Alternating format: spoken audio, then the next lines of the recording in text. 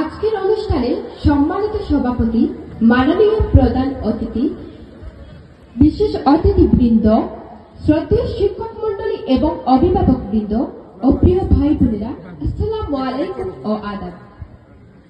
শুধু একজন শিক্ষার্থী হিসেবে আমার সৌভাগ্য যে আমি মাননীয় সংসদ সদস্য জনাব নিসার আহমদ মহোদয়ের উপস্থিতিতে বক্তব্য রাখছি।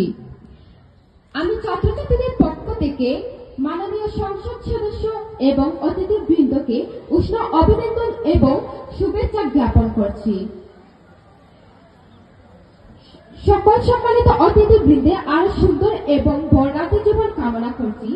এই শুভ সময়ে আমি মাননীয় এমপি মহোদয় দ্বয়ের কাছে ছাত্রছাত্রীদের পক্ষ থেকে বিদ্যালয়ের সীমানা প্রাচীর জন্য ব্যবস্থা নেওয়ার জোর দাবি জানাচ্ছি। আমাদের বিদ্যালয়ে এমনিতে প্রায় 3 ভাগের 2 ভাগই ছাত্রী, তাই নিরাপত্তার জন্য প্রাচীর নির্মাণ খুবই জরুরি। খেলার মাঠে পানি নিষ্কাশনের জন্য ড্রেন নির্মাণও জরুরি।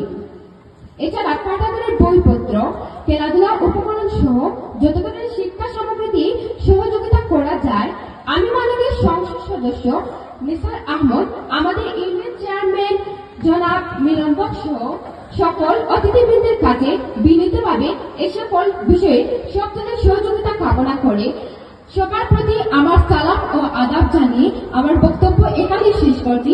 ধন্যবাদ সবাইকে।